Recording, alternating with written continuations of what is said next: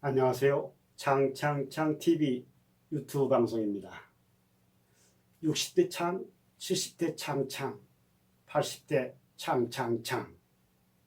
100세 시대를 살아가는 소소한 일상 속에 삶의 지혜를 나누는 소통의 창 시간입니다. 오늘의 주제는 노인에게 관용이 없는 나라. 어느 나라 얘기냐고요? 언제부터인지 일본은 노인에게 관용이 없는 나라가 되었다고 이 책의 저자는 말미에 에필로그에서 이렇게 말하고 있습니다. 일본을 말하고 싶은 게 아니고 우리나라의 미래 모습으로 비추어 한번 살펴보고자 하는 취지에서 오늘 방송을 준비해 보았습니다. 자, 고령자가 자유로워야 일본의 활기가 돌아온다. 이러한 안을 이 필자는 얘기하고 있는 겁니다. 여러분 잘 아시다시피 일본은 세계적으로 고령자 대국이죠. 무려 65세 이상의 고령자가 3,600만 명을 돌파했고 전체 인구의 30%를 차지한다는 얘기입니다. 3명에 1명꼴의 고령 인구. 이들 고령자가 건강하게 생활하느냐 못하느냐에 따라서 나라의 상황이 달라진다.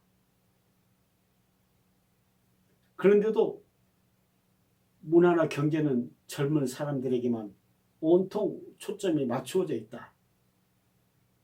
사실 경제적으로 여유롭고 소비자가 자유로운 고령자가 사회생활 경제활동의 주된 타깃이 되어야 하는 게 말이다. 고령자의 마음을 움직이는 물건, 일, 서비스를 충실히 갖추어야 한다. 인구의 30%를 차지하는 고령자가 원하는 대로 살아갈 수 있다면 일본은 분명 활기를 되찾게 될 것이다. 전 세계가 고령사회로 나아가는 가운데 일본이 바람직한 본보기를 보여줄 기회인 것이다. 앞에서 일본의 65세 이상 고령의 인구를 보았습니다마는 대한민국 경우도 한번 보도록 하죠. 현재 65세 이상 인구가 900만 명을 우리가 넘어섰다는 얘기거든요. 물론 전체 인구 중에는 약 17% 정도 차지하고 있는 겁니다. 내년이면은 1,000만 명을 돌파하게 될 것 같고요. 아마 내후년이 되면은 대한민국도 65세 이상 인구가 20%를 달성하게 되면서 초고령 사회로 진입을 하고, 놀라운 사실은 15년 후 대한민국이 일본의 고령화 비율을 추월할 거다. 이런 인구의 추세인 겁니다. 바로 또 그것이 저출산 문제하고 어물려 있으니 대한민국의 인구 문제가 일본 못지않게 심각한 문제를 안고 있는 겁니다. 나이가 든다는 말은 개인차가 커진다는 뜻이기도 하다. 젊어서는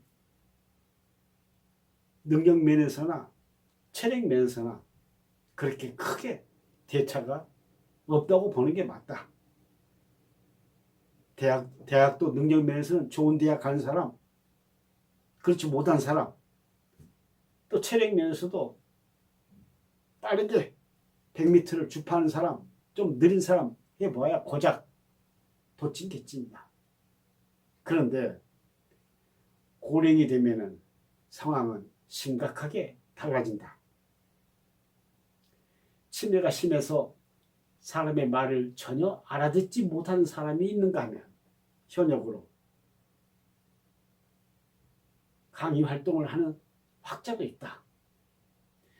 전혀 걷지 못한 사람이 있는가 하면 젊은 사람처럼 달리는 사람도 있다. 같은 또래인데 말입니다. 즉 나이가 들면 들수록 개인차가 이렇게 커지는 문제를 국가가 나서야 한다는 얘기입니다. 그러므로 어르신 개개인의 특성을 더 많이 고려해야 하는 것이다. 고령자라고 하나로 묶어버리지 말고 한 사람 한 사람의 개성을 발휘할 수 있도록 제각기 존중받아 마땅하다. 할아버지, 할머니라는 이름 없는 존재로 남을 것이 아니라 서로 누구누구님이라고 상대방의 이름을 부르는 대등한 사회가 될 수 있기를 바란다. 이 필자는 책의 마지막 에필로그 편에서 일본의 사회가 더 역동적으로 회생하기 위해서는 노인에게 더 많은 관용을 베푸는 나라가 되어야 한다. 이렇게 주문을 하고 있는 겁니다. 구독자 여러분, 우리 대한민국의 현실은 그렇다면 얼마나 노인에 대해서 관대한 나라입니까? 글쎄요. 최근 지하철 무임 승차 연령 70대로 올리자는 논의가 활발하게 이루어진 걸로 알고 있습니다. 대한노인의 김오일 회장은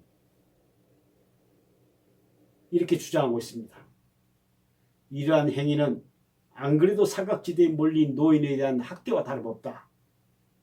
이렇게 강하게 반박하고, 더 나아가 한국의 정년퇴직이 55세부터 시작되고 있다며 정년의 기준을 69세로 늦춘 후 70세부터 요금을 내자. 이러한 주장인 것입니다. 저는 대한노인의 소속의 명예홍보대사로 작년부터 활동 중입니다.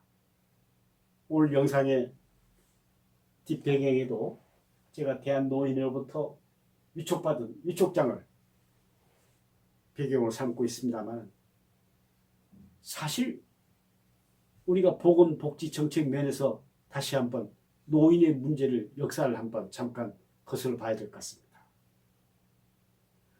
1980년도 노인의 인구를 70세 이상자로 간주하고 70세 이상자는 50% 감면되는 지하철 무임의 정책이 시작이 됐던 겁니다.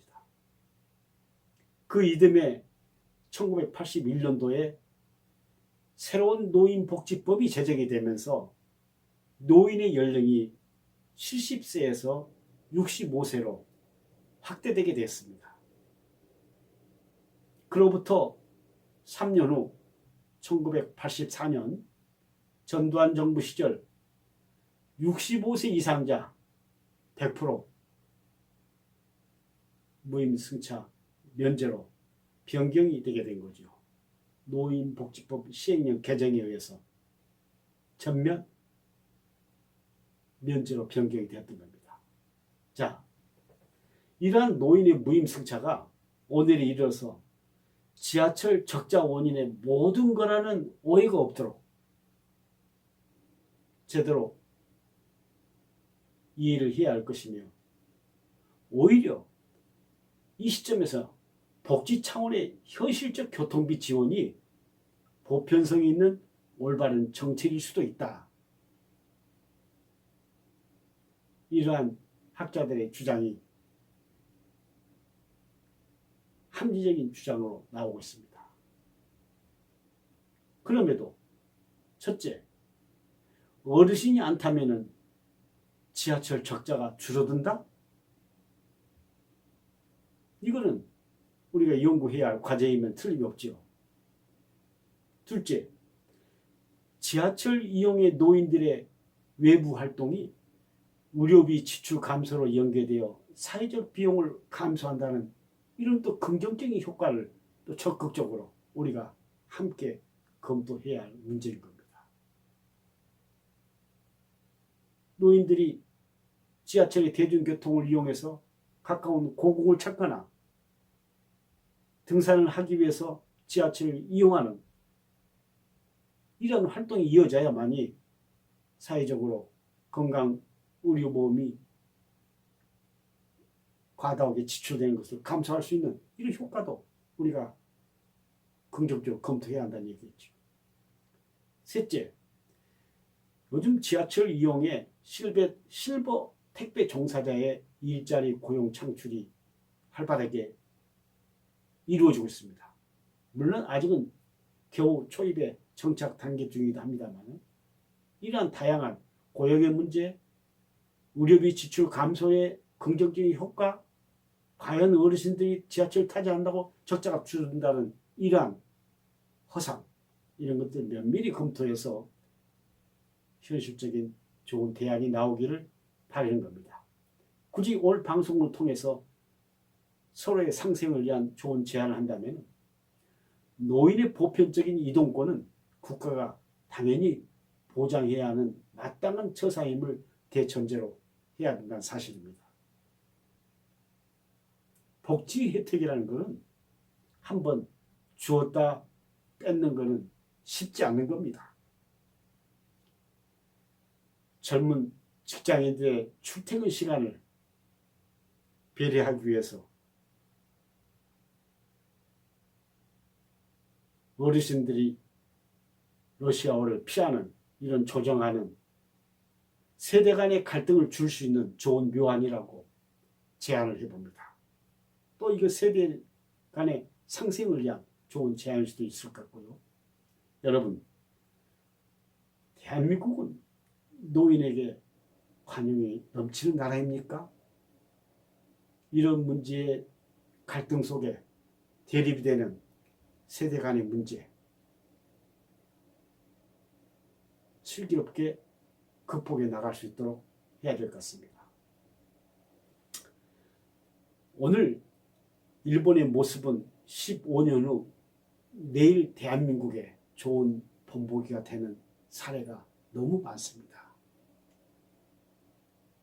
가깝고도 먼 나라 일본이지만은 우리가 이런 좋은 사례들은 우리에게 좋은 교훈이 되고 있습니다. 예를 들면은 부동산의 문제.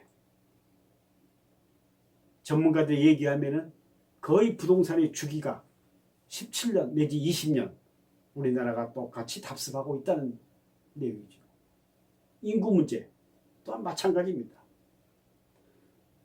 이미 초고령화 사회에 진입되어 있는 일본의 노인 문제, 심각한 문제인 겁니다. 바로 15년 후 대한민국이 일본의 인구 문제를 추월한다는 거거든요. 오늘날 일본 사회가 겪고 있는